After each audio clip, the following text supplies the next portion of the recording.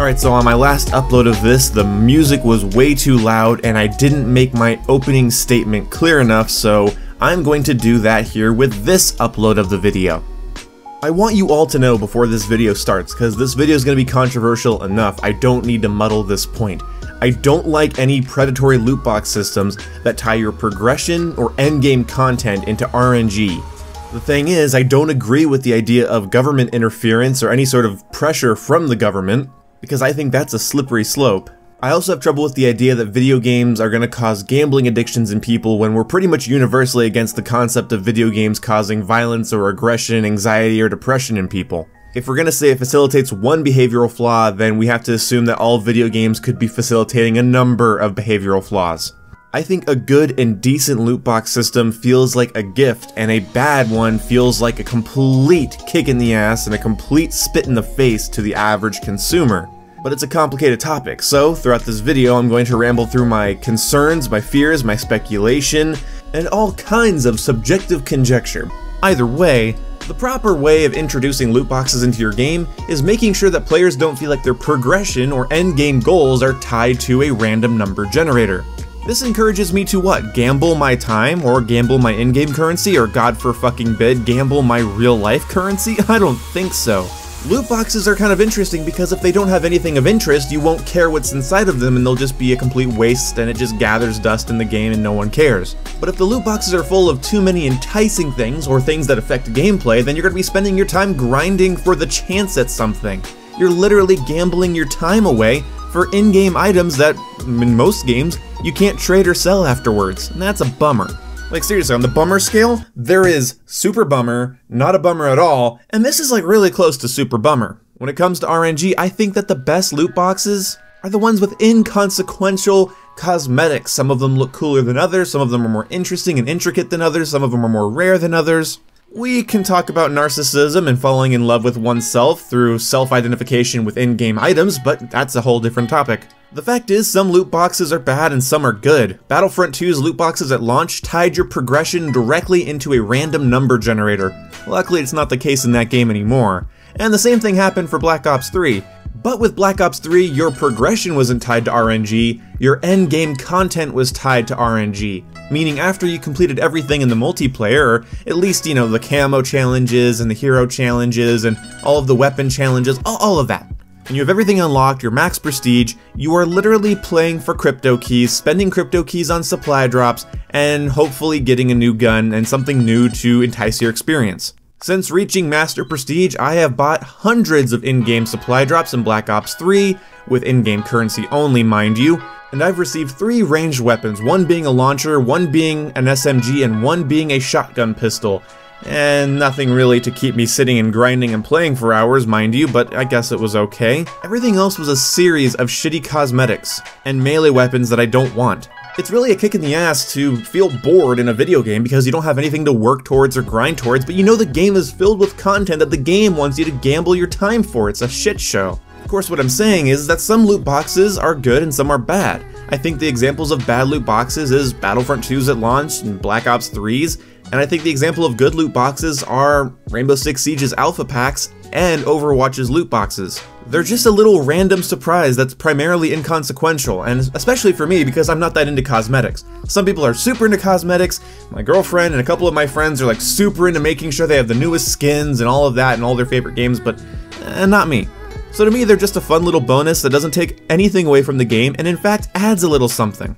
Surprise gifts are not a bad thing, and that's honestly how I see a good loot box. A bad loot box is basically like getting AIDS in your ass that you can never get rid of, and everybody that tries to eat your ass gets AIDS and then sues you. That's what a bad loot box is like.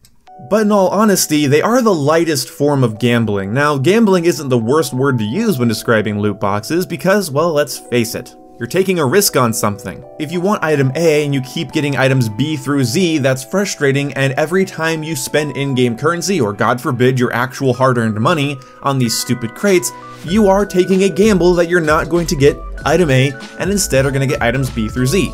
We'll talk about that more later. But the reason I'm bringing this up is that although, yes, that's technically a form of gambling, it's just so dramatic the way people use the word. As if me buying a shitty supply drop from a Call of Duty game is pretty much identical to going to a casino and just putting that money into a slot machine. It's not. It's not the same thing. I go to a slot machine and I put in $2. I have a chance to double that money, let's just say, or have no money at all, or just get my $2 back. That's what that slot machine will most likely do.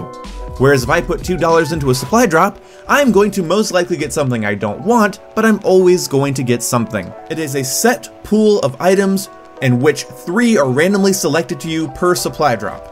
In Call of Duty, other games have different systems, but Call of Duty is the main one. For the most part though, people just spend their in-game currency on this shit, and some people get really lucky and some people don't. That's how RNG works. I don't understand when people say, it's not really a big deal, just play enough and you'll get everything. It's like, no, it's random number generators. You could play for years and technically not get anything. That's how the R in RNG works. I'm not saying spending $100 on an RNG system and hoping for an item isn't a gamble, because in a lot of ways it is.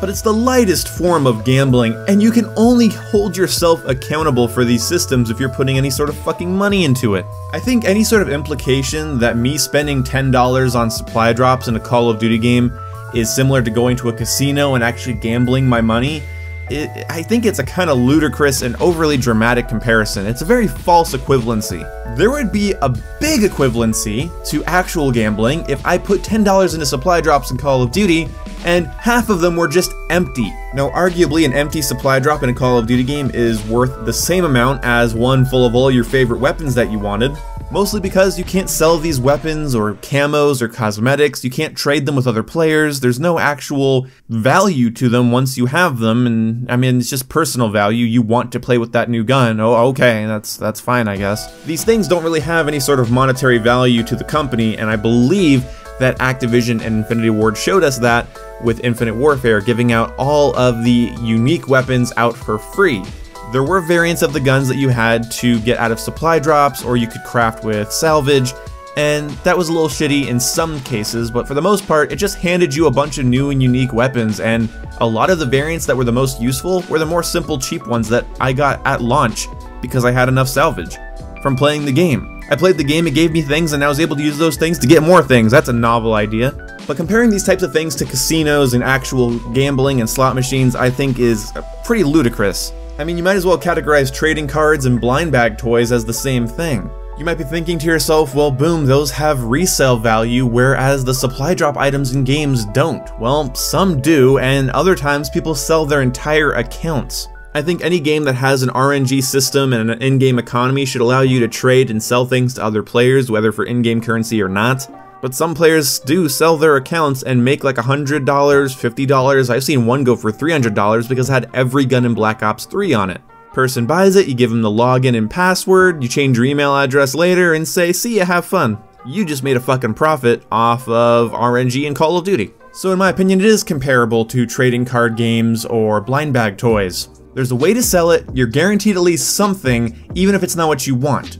Alright, so it's a light form of gambling, and not all loot boxes are the same. But here comes the big point. Everything has been leading up to this. I'm not just trailing you along. All of that needed to be said before what I say now. Some US lawmakers and some justice ministers in Belgium are trying to draft up ideas to ban loot boxes. And that of course excites gamers, but I think that's a dangerous road. I mean, I'm going to assume that you're pretty much against the idea of any government, no matter whether it's yours or someone else's, deciding that video games could cause violence or promote sexism or racism. And I think the idea of those games getting banned for those reasons is pretty much on everybody's please don't list.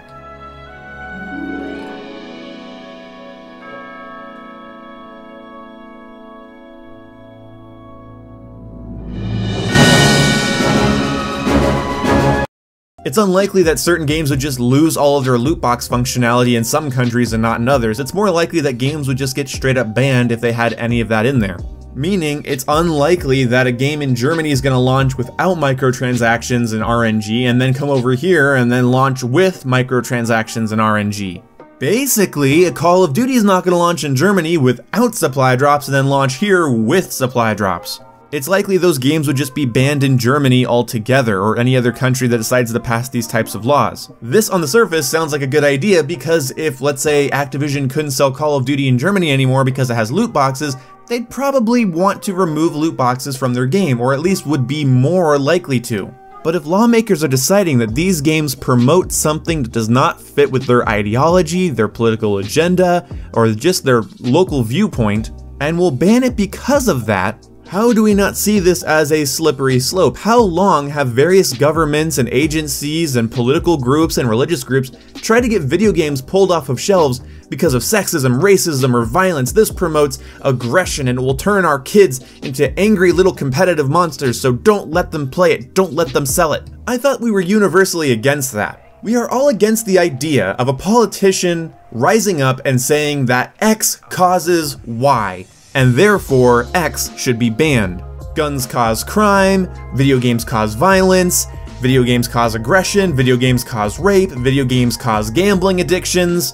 There's the thing. How long is it until we hear US lawmaker tries to draft ban for violent video games or any video games that feature firearms? I'm sorry if that sounds outlandish or conspiratorial to you, but it's really not. It has been years of various people in various positions trying to get video games taken off of shelves for whatever reason. Gambling is the only one gamers will agree with because we all hate loot boxes and shit like that. Even though it's a complex issue and we have to talk about trading cards and blind bag games and Chuck E. Cheese and Dave & Buster's and Wahoos, we have to look at each individual game and how the loot boxes affect that, and we have to look at how dangerous it is to start fucking banning games based on something that might promote someone to do something else. Meaning banning Call of Duty because it's gonna promote gambling is just as stupid as saying it's gonna promote violence.